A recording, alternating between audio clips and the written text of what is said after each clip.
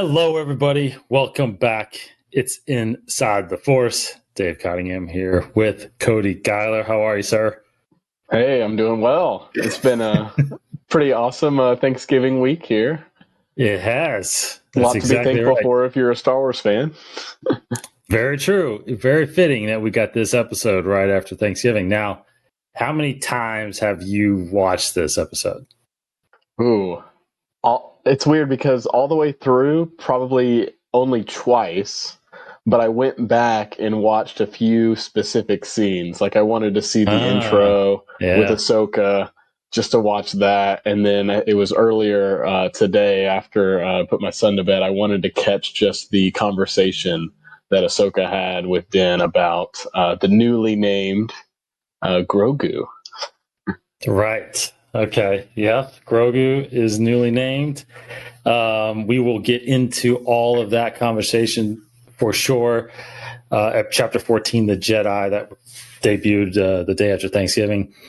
We got some Thrawn discussion. Not giving it away. I think everybody realizes that Thrawn has been mentioned. He's all over the internet right now. But let me run through a couple things before we get into, because it's going to be a lot to talk about. I did want to say I did finish Tales from the Galaxy's Edge, the VR experience. What'd you think? I liked it a lot. And the beauty of it is, with the Vader VR game, once you're finished with that, the only thing you can really do is go into what they call the dojo, and you can spar with the saber with like droids and everything that's coming at you. At some point, it gets kind of redundant, right? I mean, it's challenging. You can try different things, but you don't go anywhere. You stand there. With this, actually, there's actually a couple extra side missions that you can go out and do, like collect this, help this guy rebuild this droid. You can go out and find a bunch of the little droids that he lost. You can go and find all of these different foods and mix a drink at the bar. I mean, it's pretty cool. And I did the last night. Actually, I just did the Jedi part of it where you talk to Yoda, which takes place apparently in the High Republic era, right? That's cool. And you've got Frank Oz is doing Yoda's voice, right? That's right. That's awesome. It's pretty short. It's a really short, but it's a crazy unique story, and I want to do it again because I was kind of overwhelmed by what was going on with it. But you play this Padawan, and there's a dark side story to it a little bit, and Yoda's helping, and it's pretty interesting. I'm really wanting to dive into that again, but it's a pretty fun game. It's a pretty neat game. I liked it a lot, and it's something I'll probably jump into every once in a while here. So, highly recommend it. I hope these games. I mean, it's like all Star Wars games. I hope they come out more frequently. And I know they take time to make, but man, I just wish they. Well, I've seen a trend though. I mean, with the VR games, I don't know how long those take in comparison to some of the AAA titles for consoles, but I've seen some new games even for consoles, not in the Star Wars sphere. They're making games that are more of the like $49, $50 price tag, whereas traditionally they're lately with the newer consoles they're about $60, and some of those are shorter. They're like 8 to 10 hour games. So I think that would be really cool. I mean, I know EA is going to probably make more Jedi Fallen Order sequel type things. I would like to see in Squadrons, was the, I guess it was the $50, it didn't take as long to make, even though it's still a, pretty good sized game. Was only $40, wasn't it? Or $30, maybe? Potentially, yeah. I thought it was $49, but I didn't buy it. Might have been $49. You might be right. I'm looking to get it soon, hopefully. Yeah, it was, and the campaign was longer than I thought it was, but it wasn't as long as like Battlefront, and definitely not Jedi Fallen Order.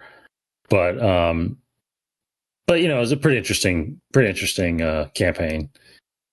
I haven't done any of the multiplayer on that. I'm not a huge multiplayer player. I like the single player campaigns. because I just can't compete. I just don't play enough to compete with those guys online. I've heard the learning curve on Squadron is pretty steep when you're in multiplayer. Like it's pretty hard to fly around. So I'm interested to check it out. I'm playing the campaign. I'm like, what does this do? How do I do that? And I mean, it took me a while. It took me to almost the end to actually get used to actually flying. So I was switching the controls to find, because you have your basically your tilt and your pan, and then you have your roll, and then you have your boost, and it's all in the thumbsticks. So I'm trying to figure out which one works best for me, because you can switch where, they have the default, and then they have the southpaw, and then they have I think they call the aviator. I think I landed on the aviator. I think that worked best for me. But anyway, I went back and forth for a while, like I don't know. I was figuring it out anyway. So good. Yeah, I love doing the gaming. I hope they keep, especially the VR stuff. It's pretty neat. I'm not sure. This hasn't fully been confirmed. I don't know if you saw this, Cody, but the Disney Gallery series is coming back with behind the scenes of season 2. I saw an article that said it was going to be out like Christmas Day, the 25th. Christmas Day debuts. Yes, that'd be a pretty awesome gift. I'm pretty excited. I like that series a lot, so I definitely want to dive in. Especially, I mean, this season's had a ton of reveals, so to hear some of the Favreau and Filoni talk more about Star Wars and how they came to deciding what characters to use. I mean, I love that stuff. So yes. And just a side note, Christmas Day, I don't know if you realize this, Christmas Day on the digital streaming is stacking up huge, for me anyway, because if this is debuting on the 25th, Pixar's new movie Soul is also debuting on Disney Plus on the 25th.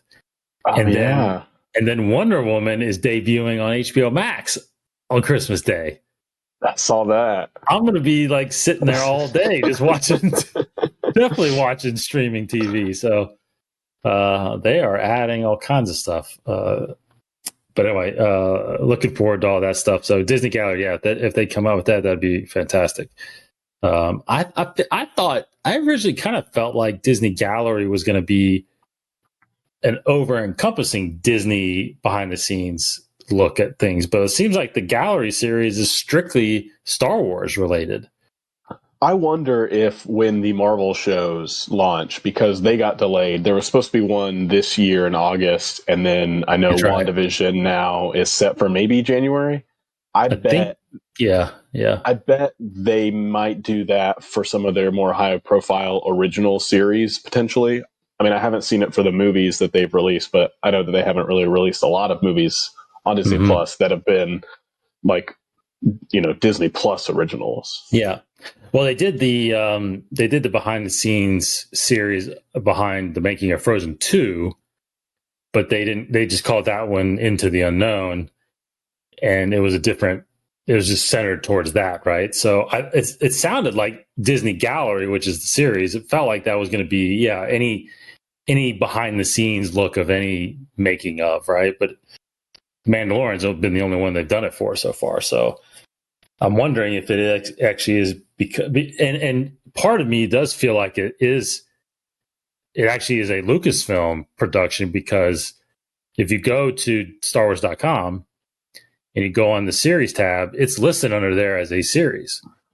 So interesting. Disney Gallery may be a Lucasfilm thing. So it may just be behind the scenes look at all their Disney Plus works. So anyway. Well, maybe we'll get an Indiana Jones Disney Gallery if it's a Lucasfilm thing eventually, when they ever get to that. When they do young Indiana Jones again. Yeah. That's what. Yeah.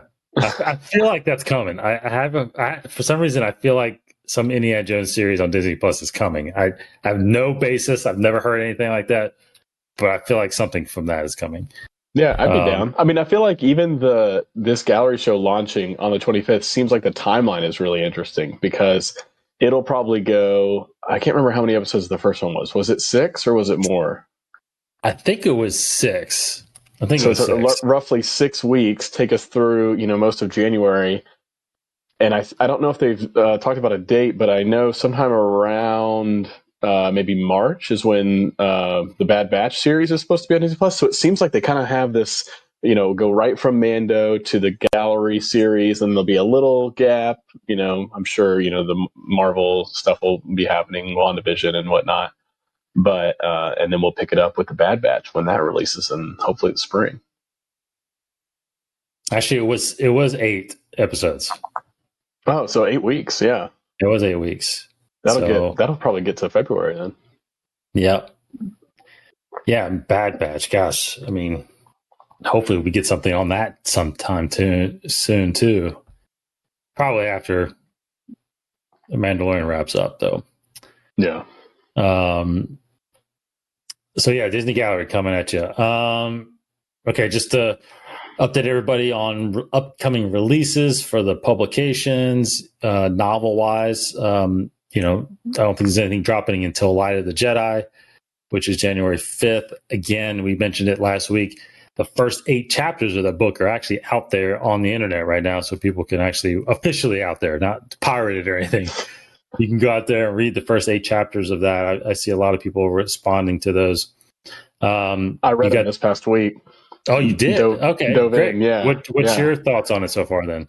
Because I haven't read it yet.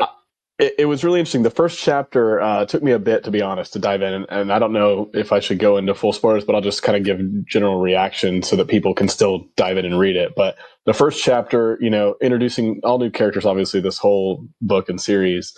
But you don't even necessarily start with like a Jedi. I think the first chapter released a long time ago. So I felt like I had read it before. Maybe that was why it was kind of like slow getting back into it. But then once you start being introduced to the different Jedi characters, it feels really interesting because it's like you're going from one character's perspective and then talking about some other characters and Padawans, and it's like I feel like it was chapter 3 to 8. It just flew by. Like the first 3 took me a bit to kind of get into the world. They're describing some of what's going on this ship and jumping to a planet where some stuff's happening. But once they started introducing the Jedi characters, I was like, okay, I'm really excited about this. And the way they talk about how Avar Kriss connects with the Force, they've kind of teased this out in some of their little bios about the characters. It's like she just has this really interesting connection to the Force that's like a song. And I felt like all that, the way that Charles Soule wrote it, was really interesting and really like sucked you in. Nice. Yeah. He is, oh man, he's just incredible. Yeah, I'm looking forward to that. I'm probably not, feel like I'm not going to read those 8 chapters. I'm probably going to wait for the audiobook to drop and then get into it. But looking forward to that, really. The High Republic stuff kicking off in January. Victory's Price, which is the 3rd book in the Shadow or Alphabet Squadron trilogy, drops March 2nd. A new announcement came this past week also. The Dr. Aphra audio drama that came out a couple months ago, like the Dooku Lost book or audiobook, they are collecting that script into a hardbound novel in a sense. So that comes out in April 6th of next year. So the Dr. Aphra audiobook will be in script form, which I will say kind of confuses me because the audio drama was actually based on the comics. So it's already in publishing form in a sense. Yeah. So because when I listened, I actually reread the books after I listened to the audio drama again. And yeah, I mean, there are a couple, obviously there's a little more dialogue here and there, but the story is essentially the same, obviously. So anyway, but if anyone wants to buy that hardbound, you can see that on their shelves, April 6th. And then May 4th is the second book in the Thrawn second trilogy that Timothy Zahn is writing, called Thrawn Ascendancy Greater Good. You've got comics coming out obviously. I feel like the sales for that is going to jump up through the roof. Oh gosh, yeah. I've got until May to catch up on the Thrawn books now. Yeah, you do. Yeah, because there's a 3rd book coming after that book too. So yeah, you've got several to catch up on.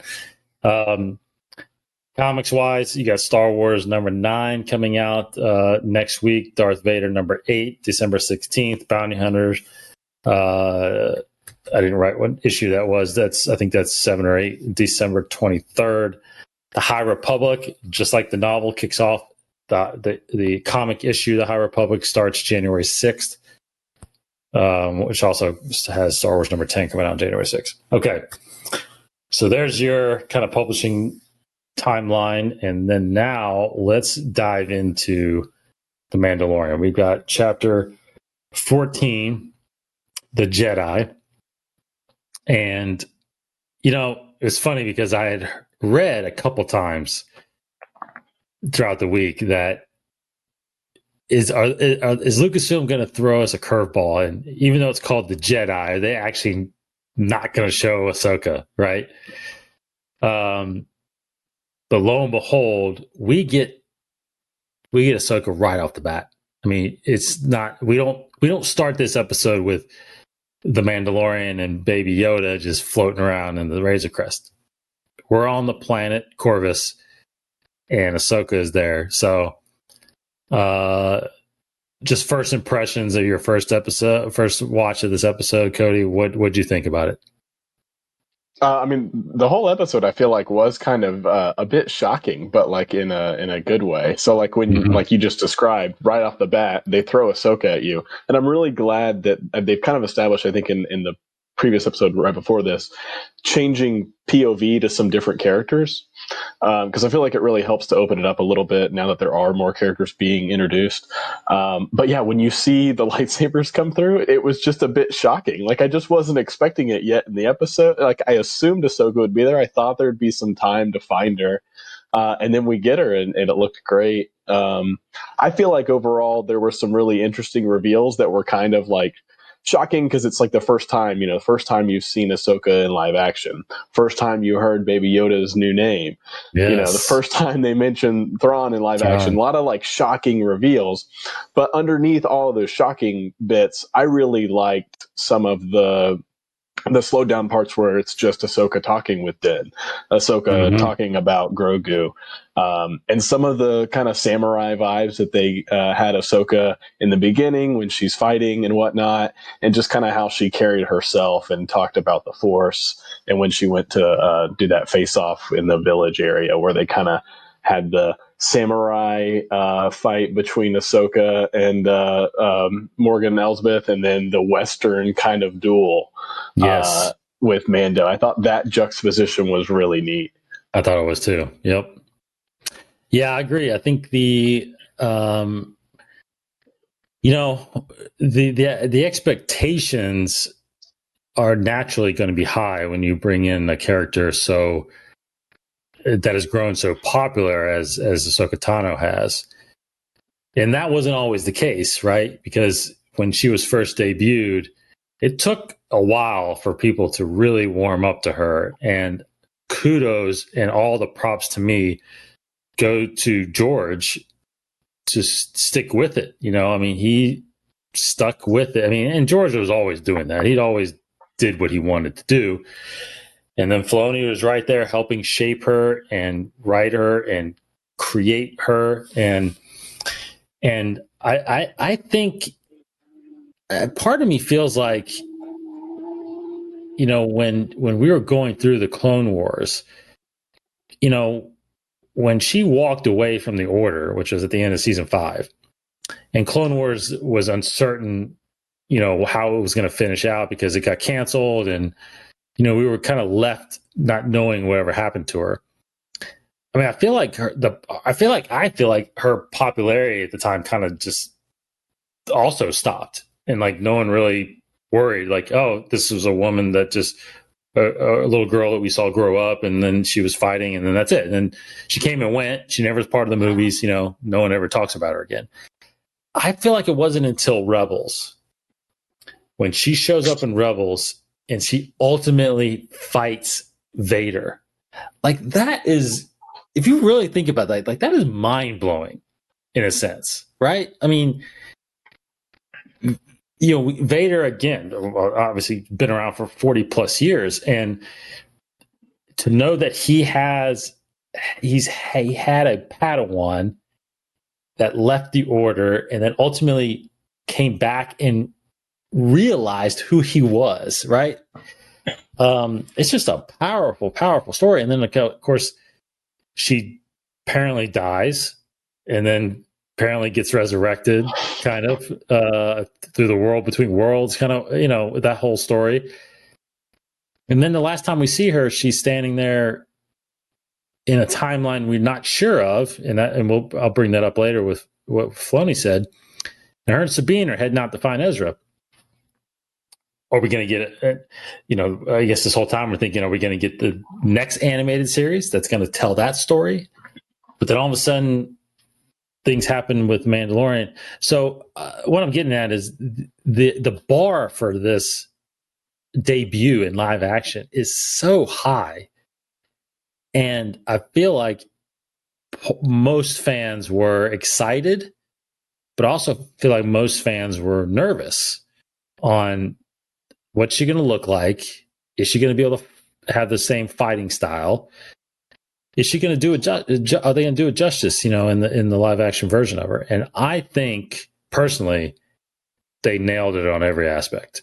Now, of course, you can argue her head tails aren't as long as they should be, but of course, that got kind of explained too. That it was a physical thing. It was being able to act and fight, kind of get in the way. Because I don't know if you remember, but do you remember in episode I think it's 2 and 3 or whatever that Shak Ti is in? Hers are like all the way down to her knees or something, right? Yeah, but she kind of just stands there most of the time. Exactly. I mean, she's not really doing much or anything until Clone Wars. We never see her physically do anything. So whether or not they use the same material or not, but I'm pretty sure it's probably close. So anyway, I think my overall impression was that I was more, my first viewing of this was really paying attention more so to Ahsoka and how she fought, just being, just pulled into her story. Like you said, that really had nothing to do with the overall story of what Mando is trying to do, right? I mean, I almost kind of got lost that Mando was trying to find her and figure it out. Her fighting this magistrate, her trying to liberate these people. It's like, it's one of those things where we get thrown into the situation like we have kind of in the past couple episodes with Vanth and his situation, and then you got Bo-Katan and her situation, and all of a sudden Ahsoka's got her. So, but the beauty of this, I think, was that it still advanced Mando's story as well, and opened up just more possibilities for him. Although I don't think these are the same as what the possibilities that came out of Bo-Katan's episode. So, with that said. You did bring up the throwbacks to the Kurosawa films and the Western films. Do you think? Because I've been thinking about this today. Like, do you think how successful would any other director have been other than Filoni to do this episode? That's a really good question. I mean, there's obviously a lot of directors that have done live action and done TV, or maybe have done Star Wars in live action longer or more than Dave Filoni. But I feel like what you were getting at is like all the expectation people had of Ahsoka going in, and people being nervous. What's she going to look like? What's Rosario going to look like? Because we had kind of had the rumor somewhat confirmed her casting. And there had been fan, art and creations of her and people looking at it. But then when you see it, other than the little nitpicky, the length of the head tails thing, which, it didn't really take me out of it. I feel like just the entire aesthetic of, the kind of desolate tree area, the fog, the fact that she's in her gray robe, her lightsabers ignite, she appears and fights, and then they go out and she disappears in the fog. All that, I feel like, helped to shape us seeing Ahsoka for the first time, and also as a bit of her character, right? You know, she's kind of this wandering Jedi, almost like a wandering kind of samurai. And I think I saw somebody online compared this to a Kurosawa film, Yojimbo. There's a couple of shot recreations that line up really well. Yeah, I saw that, And it seems like, I think this is something that Favreau said on one of the Disney Gallery episodes, is that he's taking inspiration from things that George was inspired by. And you know that Filoni is doing the same, because Filoni learned from George and knew what George was inspired by, as opposed to, and I love, like I love Force Awakens, I love the sequels. You know, a lot of times, you know, you look at some Star Wars content and it's recreating Star Wars, which works and is good, but it does feel like this episode in particular in Mandalorian as a whole is showing us new Star Wars, but also, you know, in familiar lenses, because it's drawing from these kind of inspirations. So all that being said, I feel like Filoni is the only person that could have executed some of those aspects of the character, where it's not just how she looks, it's not just her makeup and the wardrobe that makes her look like Ahsoka and the way that she talks. It's everything else in the scene, and I feel like all that came together really well in this. Yeah, because if you look back at last season, right? God, I hope I get this right, but I think Filoni directed. I think it was episode 5. It was just the Tatooine, the gunslinger, gunslinger, right? Now, you know, with that, you're going to a familiar location, right? You can't really be creative in that aspect. That world has already been created.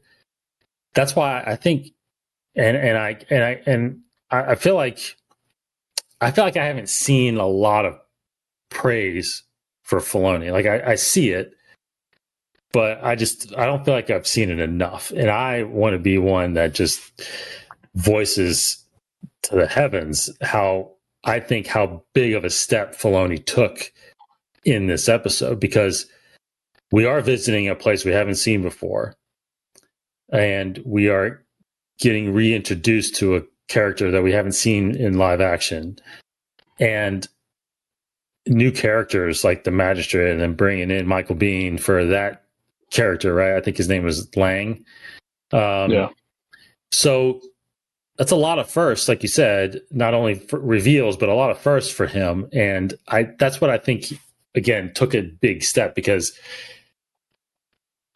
there was questions of, you know, I mean, I felt like he could direct easily, because I think he's done enough of the animated series where he knows how to get characters in the right positions, and, you know, but visually, this was a huge step. And I think also with the Caesar Mandalore and Clone Wars, like I go back, I've gone back and watched that a few times, and the lighting and the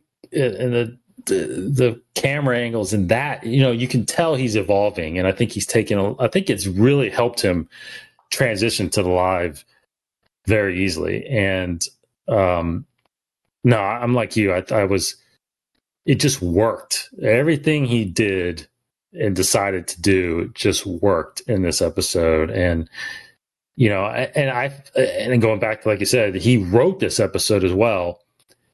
And look, a lot of people do knock George on his writing sometimes, and maybe this wasn't the best written episode in a sense, but as far as dialogue, but again, it felt like Star Wars. It felt like watching the original trilogy again. So I just can't say enough about Filoni, and I'm so glad that him and Favreau are working together on this stuff, right? So let's talk about Baby Yoda, though. Let's talk about Grogu now.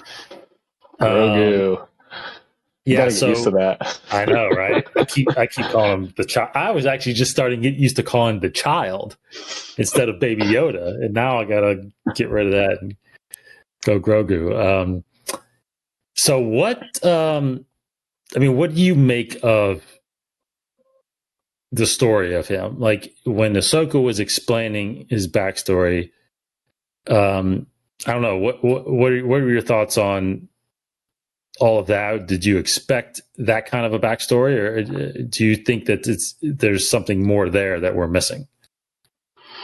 I gotta say, I mean, I really didn't expect that he was. I mean, we knew his age. That I don't know if it's been confirmed. He was born the same year as Anakin, correct? Which I think is Yeah. very notable. We may have brought it up before, but still, there's no like really concrete thing to say the significance of it being, that they were born the same year. So I still think there's something there. I don't know if it's a chosen one type thing or just a force kind of Mm-hmm. thing.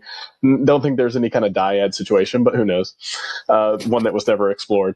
I didn't expect that he was like a youngling at the Jedi Temple.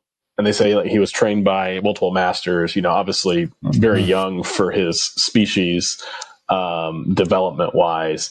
And, I mean, I was just kind of like taken aback by that part of it. Because just trying to place, okay, so he's got these force powers and he's used them only in times of either need or just out of out of instinct, almost intuition, for self gain, to get the cookies, to save, Din from the Mudhorn. And it's never really been like when Ahsoka tries to get him to do it with the Rock. Like that just is very mundane. So he's only ever used it in these like really intense, I guess, or desire search circumstances. So I thought that was really interesting. Her saying that he'd been trained, but yet he doesn't seem very trained. Right. And I think that part and the whole like aging of the Yoda species is still like unclear to me of like how old is he really? Like if you had to like dog years or human years, like Yes. what is Grogu? So that was hard to really wrap my head around that part. But I like the implications for the story. I'm really curious as to when they say that he was hidden, or she says that he was hidden, who took him from the temple? Was this Order 66? Was there somebody that escaped? And then she says his memory goes dark. Was he taken by Palpatine? One thing that really interests me, and I've been kind of thinking a little bit about, is Palpatine was trying to steal Force-sensitive children in an arc of the Clone Wars and experimenting on them at Mustafar. And there was a whole sort of plot that was foiled there. So that he knew of Force-sensitive children or was getting access to them. And I think Cad Bane actually was a part of that that little arc in that plot. So I don't know. That part has me kind of just wondering in my wheels, kind of spinning of how did he get taken from the temple? Yeah, and I got to go back and read up on, because I played only through it once, but the Jedi Fallen Order game, have you played that all the way through? Yeah, I actually replayed it, and I just finished I've been replaying it, but like in segments, not like all the way through. And so just over sort of Thanksgiving, had a little downtime. Finally got to the end, and I was trying on a much higher difficulty, and I finally got to the last boss, and I couldn't do it on the high. Like I wasn't on the highest. I was just on a higher difficulty than the first time I played. Yeah. And I was finally felt like I was getting good at it until I got to the end boss, and I just kept getting wrecked. But But in that game, right? Aren't you're searching for a holocron with force sensitive names on it, correct? Yeah, Master Cordova had this holocron, or had a map or sort of ways to find the holocron that only a Jedi could sort of fulfill these tasks and get the holocron. That contained force sensitive children on it, I think, right? A list of force sensitive children. So a list, yeah. He was going to try to rebuild the Jedi Order. Yes. So I don't know. I'm not saying that really relevant as far as this story goes, but it does bring up this force sensitive children, and we were under the impression, or we are under the impression, that Anakin killed all the younglings that were at the temple, right? But again, there's a lot of force sensitive people still out there. There's just no Jedi now out there discovering them through this time. So, did the Inquisitors, did they hunt down a lot of them? Maybe, I don't know. If they didn't sense them, I don't know. But one thing I'm a little confused about is, which probably can be easily explained, but the whole trained by several masters, especially like you said, as a youngling, most of the time at least what I've come to understand, is that Yoda is the one that trains the younglings. And when you get to be a certain qualification, you're deemed a Padawan and then given to a master to train until they become a knight, right? Pass the trials and all that. I mean, I guess it's not to say that there's not other masters that are teaching different subjects, right? Like Jedi classes, youngling classes, yeah. Yeah, I kind of was arriving at that as she was talking about it, that maybe it was that kind of situation. But yeah, that idea of being trained made me think that, does he have access or know a little more than he's letting on? Not that he's like doing it maliciously, but I don't know. Yeah, I don't know. But it was funny just the way she said it to me. Sounded like she was almost surprised. Like she said it like, he was raised in the Temple of Coruscant and trained by many masters. And it almost felt like she was saying like, strange that all these masters trained him. And then he was taken and, it just kind of led to because obviously she was at the temple during that time also, but has no memory of him. So they never cross paths, or maybe the younglings, because they're different ages, and him being more of an infant versus her being upper late early teens or whatever, going into the Clone Wars in a way. Because I agree with you. I think there's something with his aging where even though he's 50, he's still in that 5-6 years old, as a kid kind of thing, maybe younger almost. Maybe they identified him at such a young age, or because of Yoda probably knew of him, or where he was from, if Yoda knew where he was from. Yeah, maybe he was almost sort of like selected, for once they knew he was force sensitive as a child or as a baby, almost kind of being groomed for for a high council position, and maybe in a different sort of excelling, like I don't know, like almost like here's the regular Jedi classes, and here's like the AP Jedi classes that this Grogu's going to take. He's like taking classes by himself with like special training and whatnot. I don't know. Yeah. Here's a theory I wanted to share with somebody, because I threw this out on the Mandalore podcast last night when I was recording it. And I just had thought about it yesterday.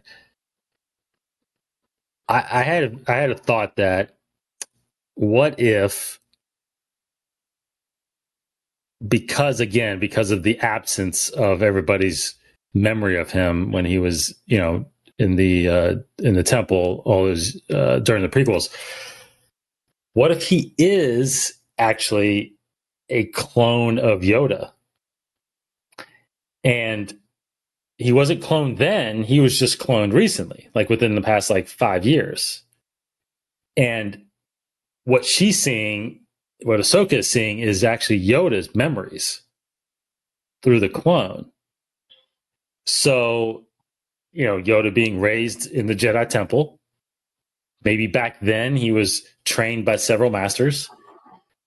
And then the cloudy part is because Yoda went into exile after the Clone Wars, right? And he kind of shut himself off from the Force, so he couldn't be detected.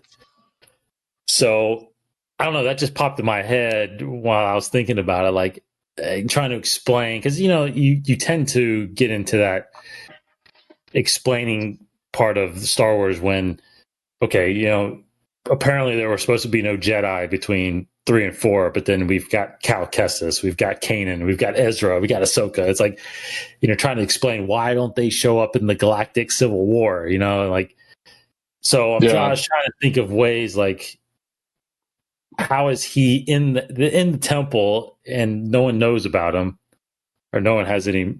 Well, we haven't come across anybody yet that has. But Ahsoka was there training. So anyway, I don't know. What's your truth? I think it's interesting. I mean, I don't think it's too long of a shot. I mean, I will say I don't know that it's likely. But you do have to think, okay, so Palpatine, sort of this mastermind, always has plans and backup plans. You got to think that the Jedi Council and that Yoda specifically at least had, plans, best laid plans. He wasn't necessarily manipulating in a way, and maybe it was secretive. If they had figured out not just cloning through Camino and the fact that they had the clone army, but maybe they were the first to figure out how to clone Force sensitive or to transfer the like a blood transfusion with Force sensitivity midichlorians or whatnot. So I think that's all possible. I mean, if anybody was going to figure it out, the Jedi would have figured it out, right? A Jedi or Palpatine, and you come to find out that Palpatine did figure out how to clone himself, just couldn't quite. I guess he did. He was able to make the Force sensitivity work because he could use lightning and whatnot. Yep. So it works. It's possible, and it's been proven. There's a possibility Yoda did it as a contingency, or just as he's however many 100 years old, and near the end of the Clone Wars. This was going to be like his sort of son, or this clone of himself that he was going to make, and maybe not accelerate the aging. So I mean, I think it's possible. I think what is more likely is that if he wasn't a clone, that they knew his potential. They knew his high midichlorian count, right? That was something they were tracking very much in the prequel era. Right. And they knew the capability of a youngling when they came in. And so I think if they knew his capability was as high as Master Yoda's potentially, somebody must have known about Order 66 and hidden him away, unless he was taken by like Palpatine or something, which I just find unlikely. The term "taken" is tough to identify, because was he taken from the Empire or Palpatine, or was he taken? Somebody from the Jedi Order took him to protect him.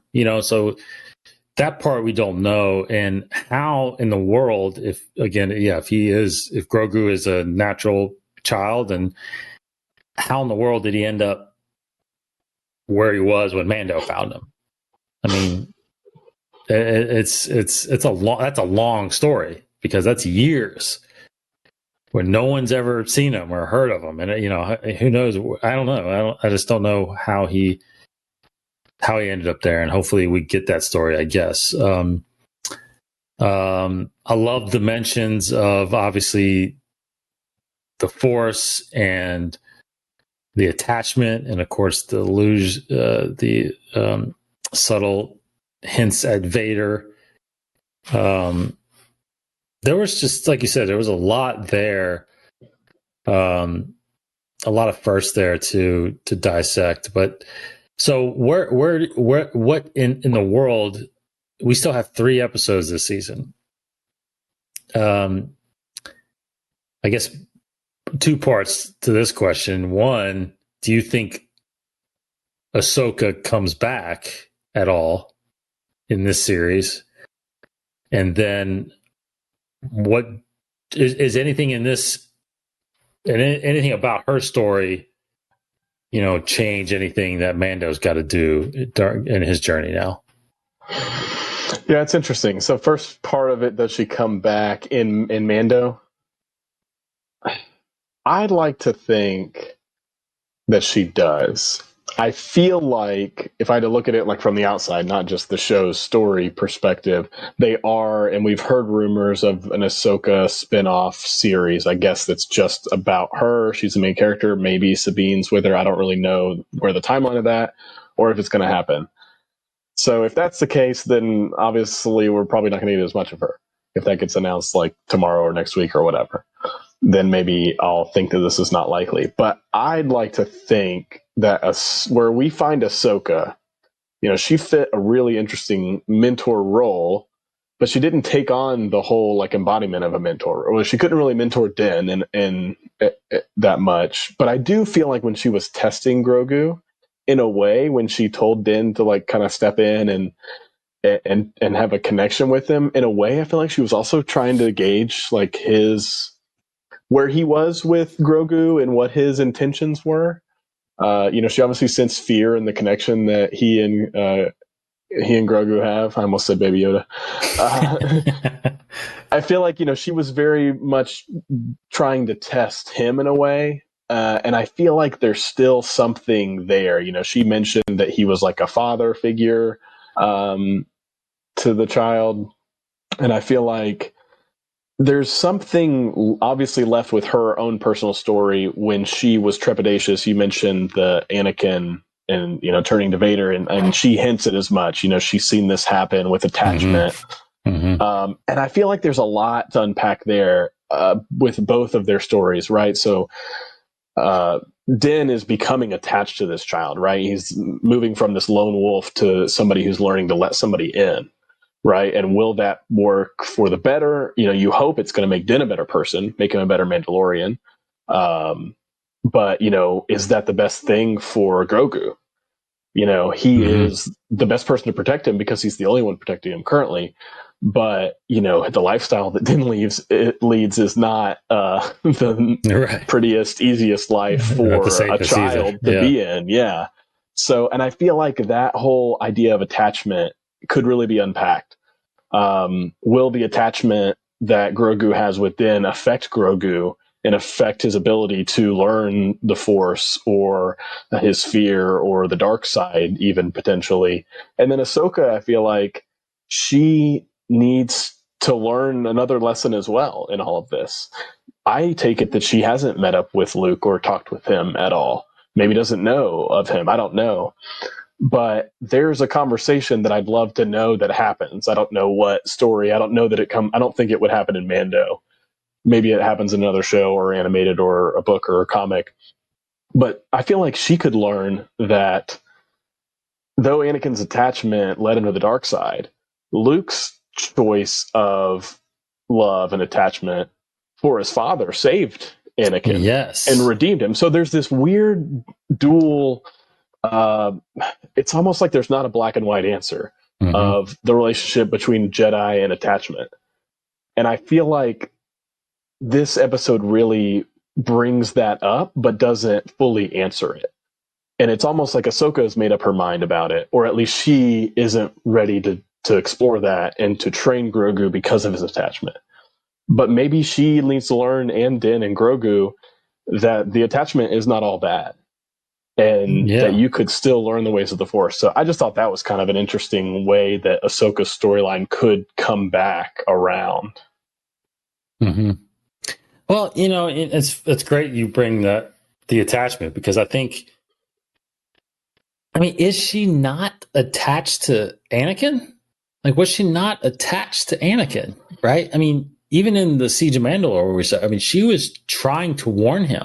Like, she was trying to help him, and she senses that connection. Even in Rebels, when she fights him, she's like, "I'm not going to leave you this time." It's like it's an interesting dynamic that Jedis have, because they say, and I think it's funny because I think Anakin actually explained it best in episode 2 when he's talking to Padme, when she's like, "Isn't that forbidden for a Jedi?" And he's like, "Well, love is forbidden, attachment, but compassion, which is essential to a Jedi's life, is essential." So, and he says, so in ways we're encouraged to love. So it's like, okay, you can love, but you can't be attached, so. Anakin kind of found the loophole there, which I think is interesting. Well, I think it comes down to fear, right? I think it's okay for Jedi to feel love and compassion, but and again, Yoda's mentioned it several times. The fear of loss, that's what has to be overcome. Like, you cannot be afraid to lose something. And I guess Ahsoka has truly learned that. Is being with being with Kanan and Hera and Sabine. Especially if she's been with them this long, she's got to have a compassionate relationship with them, right? But is she able to control the fear of losing them? I guess so, and maybe that makes her. But then again, there's a fine line as if she's even a Jedi, right? Because she's that's a good point because she's talking almost like the way the Jedi did things and said right. attachment, but she's made her own way, and now she's encouraging Grogu to make his own way, which I think is an interesting theme. But does it not feel a little bit like the only one thing I would criticize, and this isn't of how anybody made the episode, but maybe just the way they wrote it, and maybe why Ahsoka could come back. I almost feel like her story with Grogu isn't done yet because it feels like she, like a different version of a hero's journey. It feels like she just refused the call, right? The call to train him. Yeah. If you look at that old hero's journey, now obviously she's in more of a mentor role here, but it feels like she refused the training of Grogu. But does it not feel a little bit like she's afraid to start this journey and him make a mistake? Mm-hmm. Shouldn't she be compassionate and want to help this force sensitive child learn his way in a world where she already says there's not many Jedi left, right?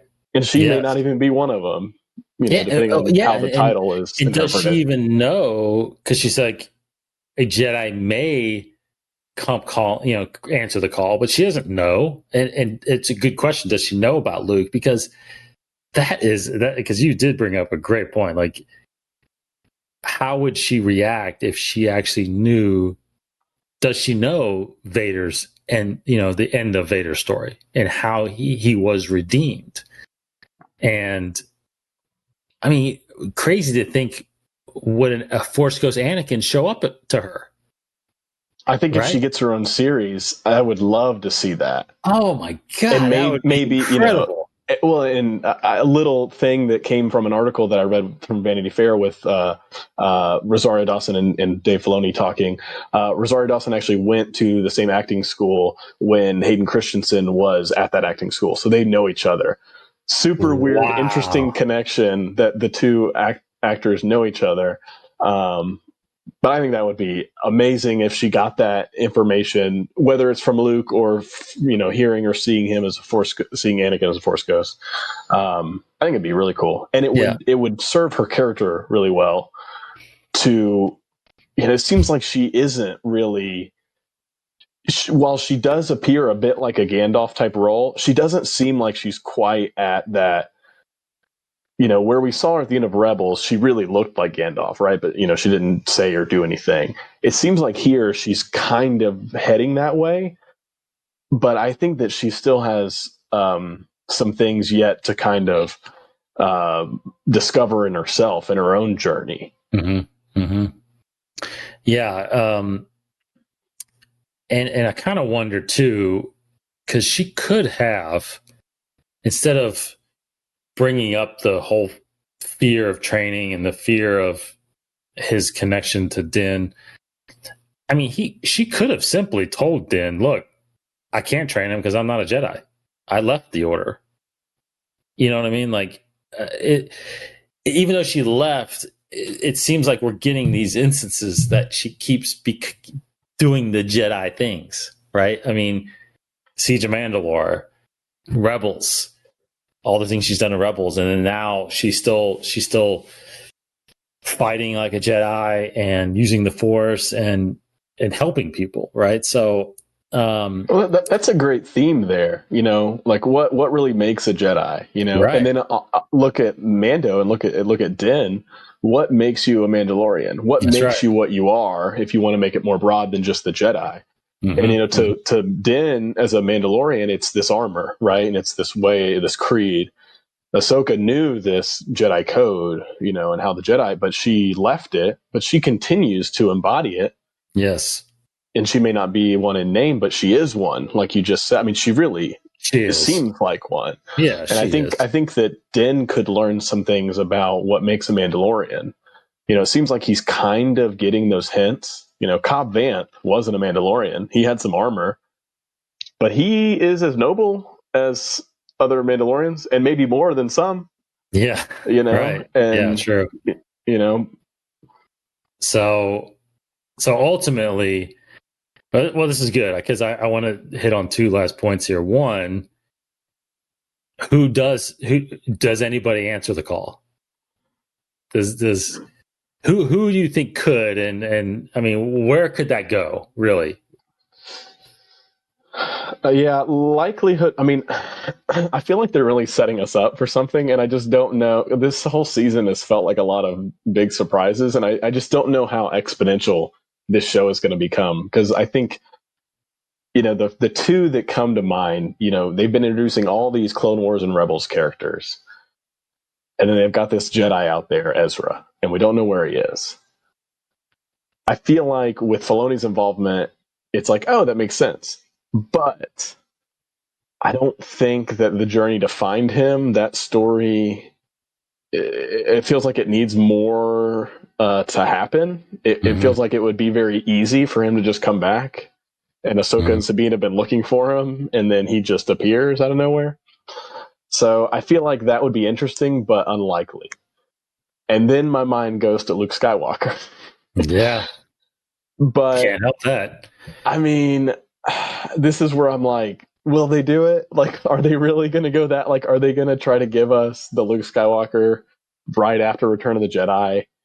I don't even know how. Would they do that with Mark Hamill de-aged? Would they cast Sebastian Stan? So if I had to like reason it down, I would say it wouldn't be Ezra. It would, if a Jedi came or heard the call, doesn't even have to necessarily come. They just have to hear it, and maybe there's a hint of Luke Skywalker. Maybe you don't see him. Maybe it's like a voice or something. I could see that happening. But more than likely than that is that this continued journey of Mando and Grogu, Din and Grogu, I think there will be some revelation that Grogu is supposed to stay with Din. Mm-hmm. So maybe it's a Force ghost or something. A Yoda, a Force ghost would be interesting. I don't know. Yeah, I don't think I would say I would rule out the Force ghost just because I think that's more. I don't know. For some reason, part of me feels like that's reserved for direct moments in time that are important to a Jedi's journey. Now if Grogu had that journey, maybe at some point, I think I don't know. I'm with you. I think Ezra is a no. I don't think Ezra comes in this series. I think that Luke is the only answer, to be honest. Like I think it has to be Luke. I think it has to he is by definition the last Jedi. Now again, is there more people like Ahsoka out there? I mean, again, I think it's been established that there are hardly any at this point.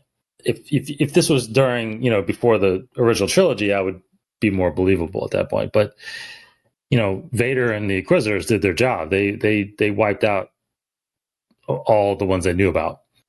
Now, yes, because I think they could do it two ways. They can bring back Mark Hamill and DH him, or they can actually go. I don't know if they do a Sebastian Stan, but I think they could do like a Tarkin. They could have some other actor step in and just put Mark Hamill's face on him.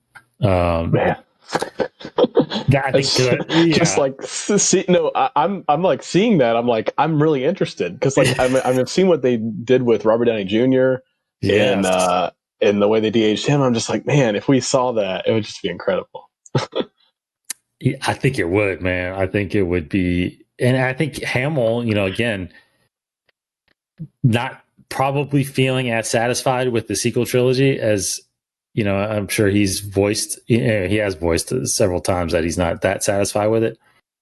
I mean, this might be a way for him to come back and actually be Luke Skywalker, right? If they told him you get to wear the black Jedi outfit from Return of the Jedi and you get to have a scene with Baby Yoda, I think yes. Tell me when and where, and I'll do it. Yeah, I know. Okay, so that's that. I think then lastly, really is Thrawn. Do you think the revelation of Thrawn is that going to be part of Mando's story, or is that going to be part of the Ahsoka story? Can I take the maybe easier answer and say that I think that they're building towards what I hope and what I think we've talked around and about is that this will be a shared universe. I don't know if they'll call it anything. I've heard people throw around Filoni verse, even though Favreau is very much a part of this and involved. Yes. Favreau was sort of like the godfather of the Marvel universe in a way with Iron Man. So it feels like the way they're setting this up only makes sense. You've got him doing it again now with Mando, kicking it all off with maybe Grogu. Maybe Grogu's the one that kind of hops between all of them or something eventually. And then all of Filoni's characters, right? At one point, I think Kathleen Kennedy had the infamous line of saying they don't have, what was it, source material to pull from. Yes. I think somebody was maybe making a comment about how superhero movies, pull from comics books. Yeah. And they've gone on for 70, 80 years. So we don't have that with Star Wars. She was right in a way, but there is a lot of source material in Legends. And now there's a lot more books and comics in canon. But, the way I see it is they are going to just take these characters like Ahsoka and things. Now, Ahsoka's one where they don't have to necessarily adapt her. They just continue her story. But with Thrawn, I think they're going to not only continue his story, but I think they're going to maybe adapt the Heir to the Empire, the Thrawn trilogy, into this TV universe. So not necessarily like a movie, but bring... And this is where it gets really interesting because it's like how I think we've talked about like how much can happen in a series that leads up to a movie that we've already seen. I think we talked a lot about it with Rebels, and I was really resistant with Rebels when it was first starting. I was like, where are these Jedi going to go? What's going to happen? And I think I didn't sit back enough to enjoy the ride until it got to the last season, and the way they tied up Kanan's story beautifully, the way he sacrifices himself, and the way they wrote Ezra and Thrawn, most likely being taken into the unknown regions.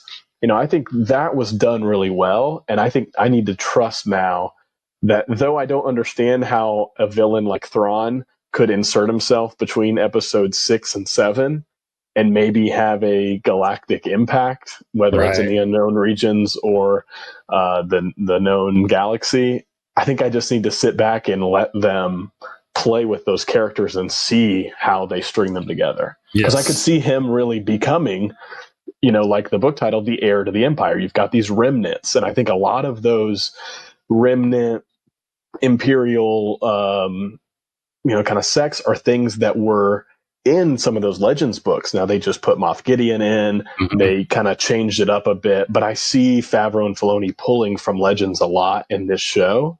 Yeah. And I'd love for them to bring in, maybe they make a character like a Mara Jade, maybe they put Thrawn more in the unknown regions and have some ties to this Imperial remnant that Gideon's got. And then eventually Mandalorian in later seasons goes to the unknown regions. And that's how they can have a larger scale sort of battle of some sort. No, I think that's good. I think that there's nothing out there right now that says that the Empire was fully defeated. I mean, they were defeated in a sense that they signed, this treaty at the end of the Battle of Jakku, and most of the Imperial fleet left to the unknown regions, led by Admiral Sloan. But yeah, you're right. There's nothing that says remnants stayed back and started to form again here in this galaxy, while the First Order is beefing up out there.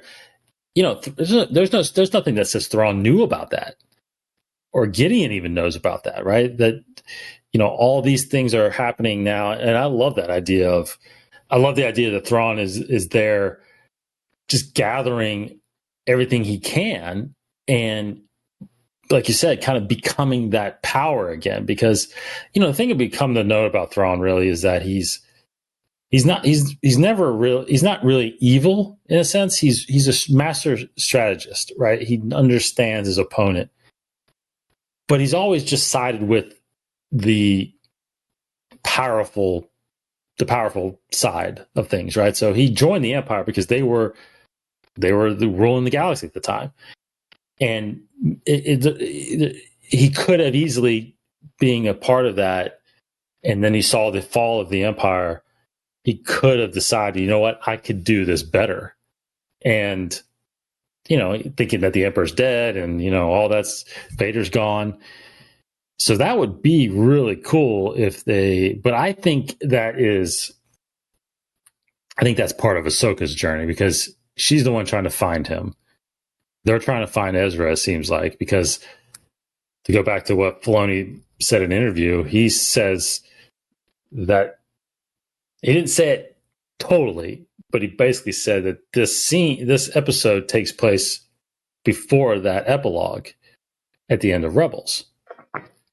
So they're still looking for Thrawn, but it sounds like Thrawn has come back somehow, but maybe Ezra hasn't. That's interesting. Yeah. So they're trying to find Thrawn now so they can get a bead on.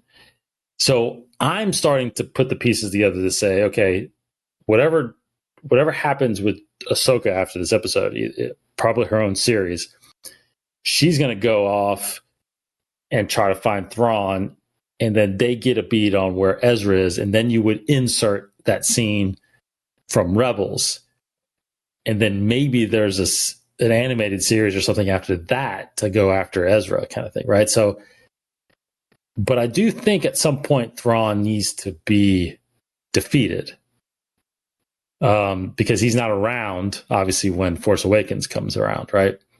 Definitely. So I think I think we're going to get his full story, just like we eventually got Maul's full story. I think we'll get Thrawn's full story at some point, whether that's a series or a movie. I don't know, but I love your idea of, because I definitely think that Favreau and Filoni are going to pull from those 3 books, from Legends, the Thrawn trilogy from the Legends. I think that is a great idea.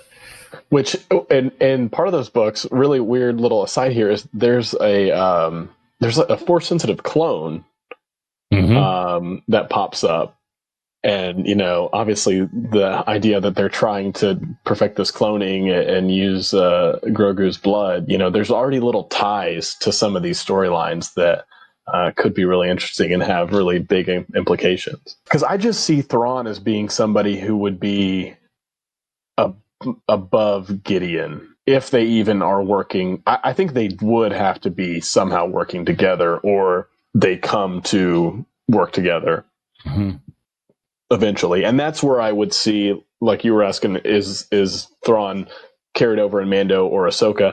I think it could be a bit of both, where it is a bit of like a crossover event. Maybe we get more of him and see him for the first time in an Ahsoka series, but then, as the threat builds up, maybe Mando and Ahsoka have to come back together in a later Mandalorian season, and Thrawn is now the big villain if Gideon has potentially been defeated, or Gideon leads Mando to Thrawn the same way Ahsoka is hunting him down. It's interesting where that's going to go. Who knows where? Hopefully we get some clarification. I just want to know. I just want to get some news about something. Tell me something that's gonna happen. The Disney Plus is having an Investors Day on, I believe it's December 10th, and I wonder if at that point, obviously we've gotten the Ahsoka, the Thrawn stuff's already happened. So I wonder if by then they will either announce an animated type show, a potential spinoff. The Boba Fett spinoff has still been rumored. True. Who knows if we're going to see him again? Yeah, no. I think that's his own little series too. All right, real quick, I want to wrap up with just real quick some live action Thrawn actors, right? Who could be him, and who you think could be? Got a couple actors here that have been thrown around, and they've been actually thrown around for a while. But now you said you mentioned a couple of them. Which ones have you had in mind, or have you heard that would be a good Thrawn? Well, I feel like off the bat, you got to go with the voice actor, because he also has done live action and played villains. Lars Mikkelsen. Yes. I think would be great. He's already voicing the character, already had that Star Wars connection. Because Thrawn does have a unique tone and a unique dialect. So gosh, they would have to, because it's one thing to go from actually Eckstein to Rosario, and it's not the same voice. But Thrawn, which you've only heard him, well, you've heard him in the animated series and you've heard him in books, they sound the exact same. It's got to be that same dialect. So, yeah, and Lars Mikkelsen would be an obvious choice, but does he look the part? Arguably, maybe not. But anyway, who else you got? Who else you got in mind? I mean, I feel like I've seen this one thrown around. I've actually seen fan creations where they just painted it in blue. Benedict Cumberbatch. I feel like when you talk about that dialect, that like presence, you know, it's a bit of a like cold British kind of feeling. Is kind of what I picture. You know, Cumberbatch is, you know, kind of taller, has a bit of that menacing sort of presence, deeper voice as well. So I could see that. Was there anybody else? I mean, I'm sure there's others that would be great, but off the top of my head, those are the two that kind of stand out. A couple other ones that have been floating around. Michael Fassbender. Oh yeah, he'd be good. He's menacing. Good. Yes, he's a great Magneto. I know. I think he would actually be really good. Jason Isaacs. Might have to see. Remind me. He was in the Harry Potter franchise. He was Malfoy's father. Oh yeah. Okay. And the Patriot, and he played the Inquisitor. He was the voice of the Inquisitor in Star Wars Rebels, actually. The Grand Inquisitor. Oh, okay.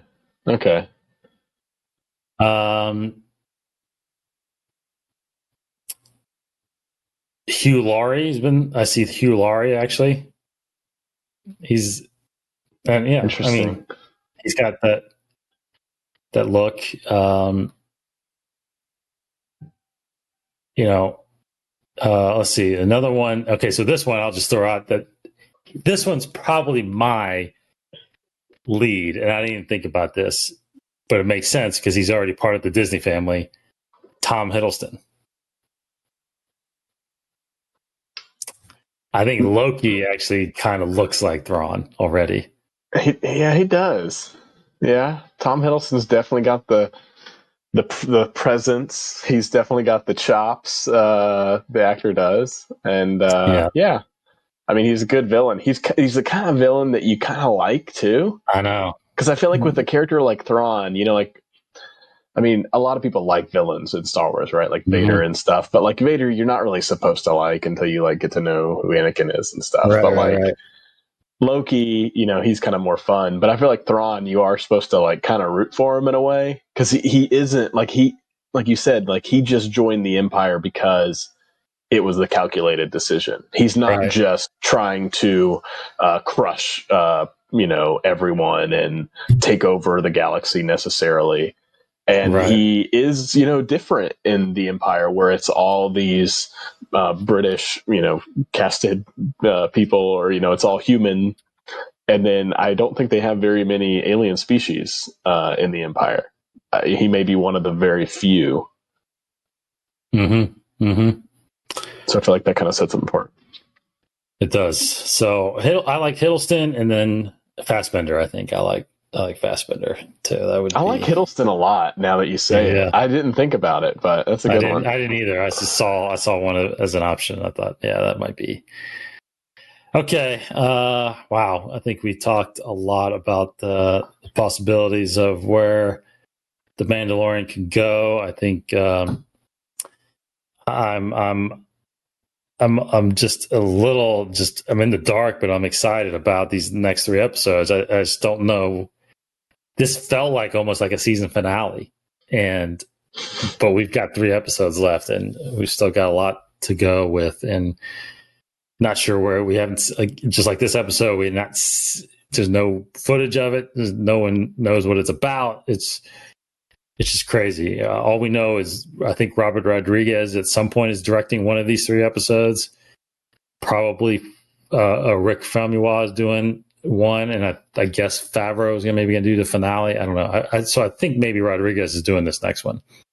Yeah, I think that's a safe bet. Yeah. So All right. Thanks, everybody, for joining us. We will see you next week as we dive into the next chapter of The Mandalorian and, of course, any other Star Wars news that comes out.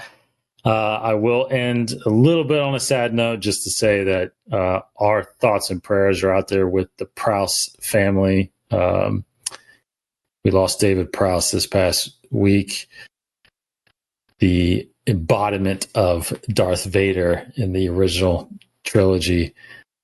I don't know. It's sad to see these original actors, go.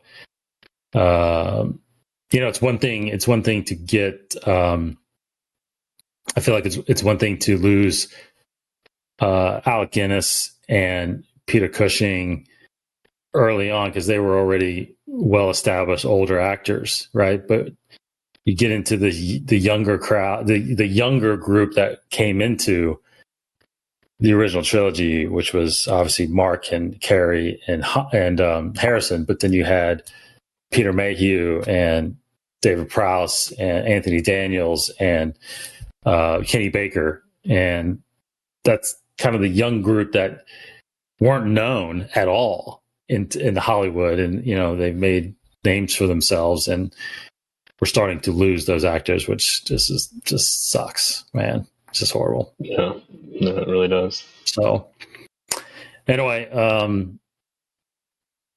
again, thoughts and prayers to the Prowse family, and he's Darth Vader, man. He was Darth Vader. So it's funny because I saw a quote by him saying he actually auditioned for both Chewbacca and Vader, and he actually got to choose. And he chose, and the way he said it was, when you look back at movies and you have goodies and baddies, is what he said. Most people remember the baddies, so I want to be a baddie, right? So he chose Vader. So I thought that was pretty cool.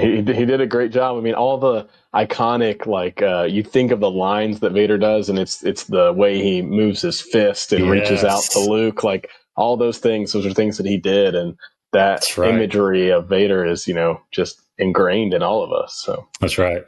He did a great job. He did a great job. All right, thanks, Cody, for joining me. Thanks for having me. It was a lot of fun. I'm excited about the where these stories could go. I mean, like you said, we don't know what's coming next in Mando, and now it feels like they just opened up the whole universe to characters to come in and out of different mediums. So I'm excited for it. Very excited. Thanks, everybody. Take care. We'll be back next week. Go check out the Mandalore podcast where I co-host there with Martin Donaldson, Cyber Ran over there. We talked heavily into all the little aspects and Easter eggs of the episode, break it all down. You can catch that anywhere. Go to InsideTheForce.com. Of course, subscribe all your podcast feeds. Go to YouTube channel. You can watch us there also. So thanks, everybody. Have a great week. For Cody Geiler. See you around, everybody. Have a great week. Take care. Stay safe out there. May the Force be with you.